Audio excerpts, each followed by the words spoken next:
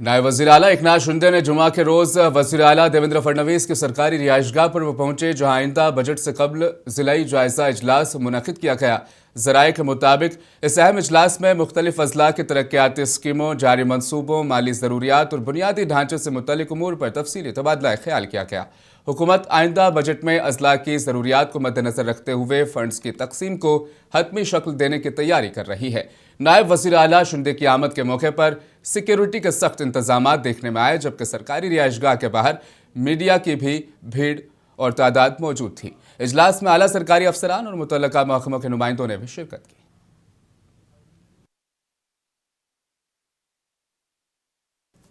वज़ीर आला देवेंद्र फडणवीस ने जनूबी मुंबई के इलाके कोलाबा में वाक़ होटल ताज महल में जापान के वाकायामा प्रेफेक्चर के गवर्नर मियाजा से मुलाकात की। इस मुलाकात के दौरान दोनों रहनुमाओं ने महाराष्ट्र और ओकायामा पर दरमियान दो तरफा ताउन को फ़रोग़ देने, सरमायाकारी के मौक़े, सियासत, ज़रिए टेक्नोलॉजी और सनअती शराकत दारी जैसे उमूर पर तबादला ख्याल किया।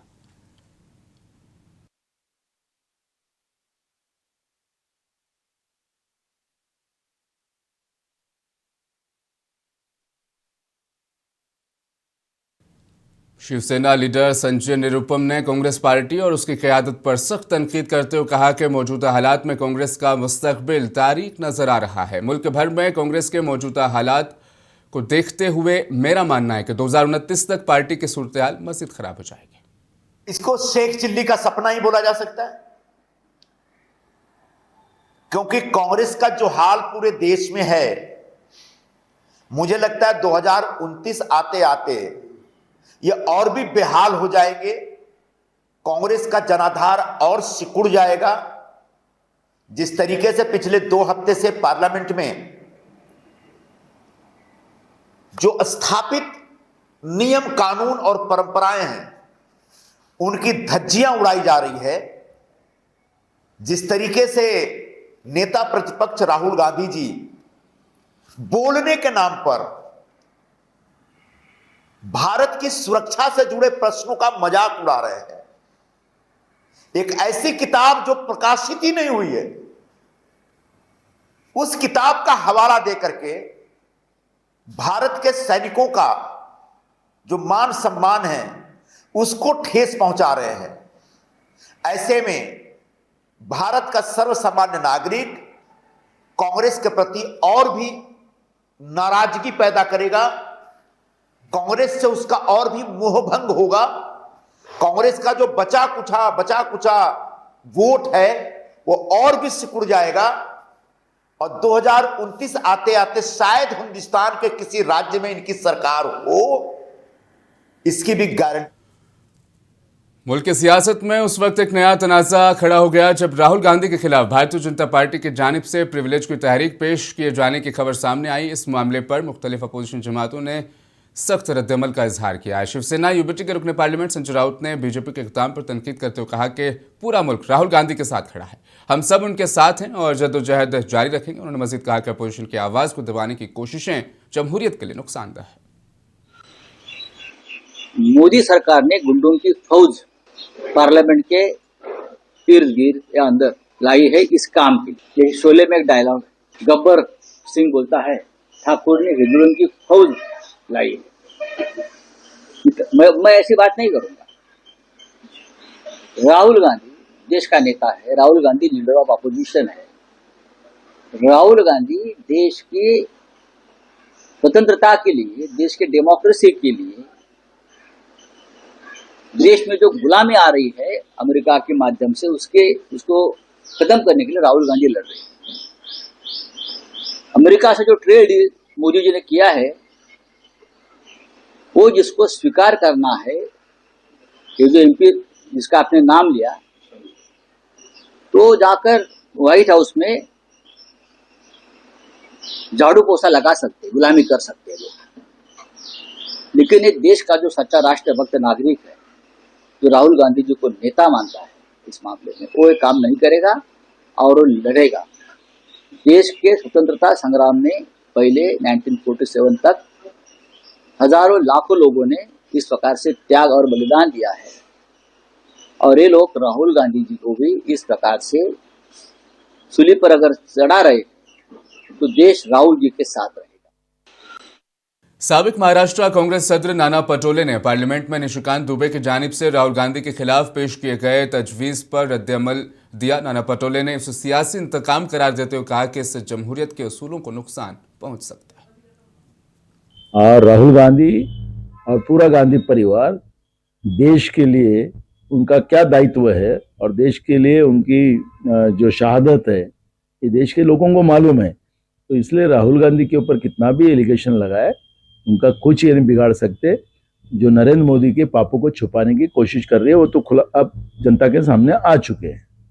देखो, पीयूष गोयल को किसानों का कोई एबिसिटी पता नहीं है, वो व्यापारी आदमी है और व्यापारी आदमी ने व्यापार किया है अमेरिका के साथ। जो डील हुई है, जो एग्रीमेंट हुआ है, उस पे ही स्पष्ट रूप से वहां पे देखने मिल रहा है। इसलिए पीयूष गोयल ने किसानों के बारे में बोलने का उनको कोई अधिकार नहीं। जो किसानों को, हिंदुस्तान के किसानों को उन्होंने बेच दिया है। शिवराज चौहान अपनी नौकरी बचाने के लिए लगे हुए हैं। वो उनकी नौकरी मध्य प्रदेश से हटाकर उन्हें उधर लेके गए और उनको समर्थन करने का अब दूसरा चारा नहीं, इसलिए वो नौकरी बचाने के लिए कर रहे हैं। और वो शिवराज चौहान को भी पता है कि हमने किसान को बेच दिया है, तो ये देश को तबाह कर दिया है, देश को बेच दिया, भारत माता को बेच दिया है। और इसलिए मुझे लगता है कि इनके ट्वीट से अब कुछ नहीं होगा। देश की जनता को और किसानों को सब पता चल गया कि मोदी की सरकार ने किसानों को बेच दिया है। मुंबई के मेयर और डिप्टी मेयर ने आज मुंबई कॉरपोरेशन हॉल के इंतजामात का जायजा लिया। ज़राए के मुताबिक ये जायजा मुख्तलिफ शहरी खिदमात, हॉल की सफाई, हिफाजती इक़दामात और आने वाले प्रोग्राम्स के इंतजामात की सूरत हाल देखने के लिए लिया गया। मेयर और दीगर हुक्काम ने हॉल में सहूलियात की दस्तयाबी, सीटों की तरतीब, रोशनी और आवास के निज़ाम का भी मुआयना किया। कमिश्नर भूषण गगरानी ने कहा कि शहरियों और मेहमानों की सहूलत और हिफाजत को अवलीन तरजीह दी जा रही है और तमाम इंतजामात बर वक्त मुकम्मल किए जाएंगे। मेयर ऋतु तावड़े ने इंतजामात की मुकम्मल निगरानी करने और किसी भी कमी को फौरन दूर करने की हिदायत की।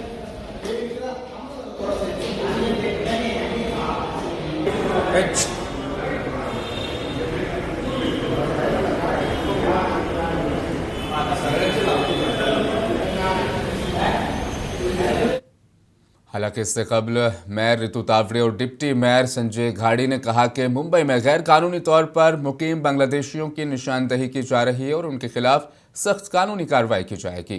डिप्टी मेयर ने बताया कि कई बांग्लादेशी गलत तरीक़ेकार से बर्थ सर्टिफिकेट भी बना चुके हैं। सर्टिफिकेट बनाने वालों के खिलाफ भी कार्रवाई होगी। इतना पूरा मटेरियल मिलने के बाद भी मुंबई महानगर पालिका के अधिकारी इस तरह से काम कर रहे हैं, ये बहुत गलत है। ये दोष एक प्रकार का ये देशद्रोह है। ये कौन है? ये कौन आ रहे हैं? सब बांग्लादेशी देशद्रोही आ रहे हैं। ये मुंबई सेफ्टी है, मुंबई की सेफ्टी बहुत ज़रूरी है, महाराष्ट्र की सेफ्टी ज़रूरी है। 2 लाख केसेस, 10,000 केसेस, आपको पूरा मटेरियल यहाँ पे दिया जा रहा है, आपको जाना भी नहीं है कहाँ पे, प्रूफ के साथ हाथ में मिल रहा है पूरा, तो भी मुंबई महानगर पालिका के अधिकारी काम नहीं कर रहे। ये बहुत बड़ी शोकांतिक है। अब प्रशासन को अलर्ट रहना पड़ेगा। हमारा पूरा ध्यान है, मेरा तो पूरा ध्यान है। मुंबई महापालिका जन्म प्रमाण पत्र घोटाले पे विशेष बैठक की। गए 4 महीने से मैं इसका फॉलोअप कर रहा था। आज महापौर महोदय ने महापालिका के अधिकारी को कहा है, मैंने 100 बोगर डॉक्टर्स की प्रूफ के साथ में सूची दी है। 1 महीने के अंदर इन बोगर डॉक्टर के खिलाफ कार्रवाई पूरी होगी। 237 237 जिनकी विलंबित नोंद है 1 साल के बाद में, उनकी जांच होनी चाहिए। उनका पूरा रिपोर्ट दक्षा मैडम जो है हमारे एग्जीक्यूटिव हेल्थ ऑफिसर, उनको कहा है। और अतिरिक्त आयुक्त जो हमारे मुंबई शहर के और आरोग्य विभाग संभालते हैं शर्मा जी, महापौर मैडम ने उनको आदेश दिया कि आप इनका इंडिविजुअल स्टेटस जो माहिती हमें दीजिए और उनके ऊपर क्या कार्रवाई की गई ये भी बताइए। पुणे में महाराष्ट्र मुस्लिम कॉन्फ्रेंस की जानिब से महाराष्ट्र के 29 म्युनिसिपल कॉरपोरेशनों और नगर परिषद के इंतखाबात में मुंतखब होने वाले मुस्लिम कॉरपोरेटरों और कॉरपोरेटर खवातीन के एजाज़ में एक शानदार तकरीब इस्तकबालिया का एहतमाम किया जा रहा है। ये खुसूसी प्रोग्राम इतवार 15 फरवरी को सुबह 10 बजे सावित्रीबाई फूले सकाफती सभाघर, टिम्बर मार्केट, लोहिया नगर, पुणे में मुनक्किद होगा। सहाफती कॉन्फ्रेंस में दी गई मालूमात के मुताबिक इस तकरीब का बुनियादी मकसद रियासत भर के मुस्लिम अवामी नुमाइंदों को एक मुश्तरका प्लेटफॉर्म पर लाना, बाहमी राब्ता मजबूत करना और समाज से जुड़े अहम मसाइल जैसे तालीम, रोजगार, सेहत और बुनियादी सहूलतों पर मुश्तरका हिकमत अमली तैयार करना है। महाराष्ट्र मुस्लिम कॉन्फ्रेंस की तरफ से पूना शहर में 15 फरवरी को सुबह 10 बजे सावित्रीबाई फूले सभागृह, लोहिया नगर, टिम्बर मार्केट में एक प्रोग्राम रखा गया है। इस प्रोग्राम में महाराष्ट्र में अभी न्यूली इलेक्टेड, नवनिर्वाचित जो नगर सेवक और नगर सेविकाएं हैं, कॉरपोरेटर्स है मुस्लिम समाज के, उनका सत्कार रखा गया है और एक कॉन्फ्रेंस रखी गई है। मैं सभी पूना शहर वासियों से ये विनंती करता हूं और सभी मेरे मीडिया कर्मियों से भी ये विनंती करता हूं कि ज़्यादा से ज़्यादा तादाद में इस प्रोग्राम में शिरकत करें। प्रोग्राम सुबह 10 बजे सावित्रीबाई फूले सभागृह, लोहिया नगर, टिम्बर मार्केट में रखा गया है। ये प्रोग्राम में हमने खास करके देखा है कि पिछले 20 से 30 सालों में गवर्नमेंट की कई रिपोर्ट्स आई, महमूदुर रहमान कमीशन की रिपोर्ट आई, सच्चर कमेटी की रिपोर्ट आई, उसमें क्लियरली मेंशन किया गया कि भारत में खास करके महाराष्ट्र में मुस्लिम समाज है वो सबसे ज्यादा पिछड़ा हुआ है। SC ST से भी ज्यादा अगर पिछड़ा हुआ कोई समाज है तो मुस्लिम समाज है और ये कहीं ना कहीं खत्म होना चाहिए। इस पे एक प्रोग्राम बनना चाहिए, उस पे एक स्ट्रेटेजाइज वर्क होना चाहिए और हम उम्मीद करते हैं कि हमारे जो मुस्लिम नगर सेवक और सेविकाएं उधर आएंगे, जो कॉर्पोरेटर्स वहाँ जमा होंगे, तो हम एक प्रोग्राम बनाने में कामयाब होंगे जिसमें आते 5 साल में जो पिछड़ा हुआ मुस्लिम समाज है, जो पिछड़ा हुआ मुस्लिम OBC समाज है, उसको किस तरीके से मेन धारा के साथ जोड़ा जाए, उसको किस तरीके से गवर्नमेंट की सुविधाएं मिले और वो समाज भी बाकी समाजों की तरह मान सम्मान के साथ पूना शहर में, महाराष्ट्र में जी सके, उसकी हम एक कोशिश करेंगे।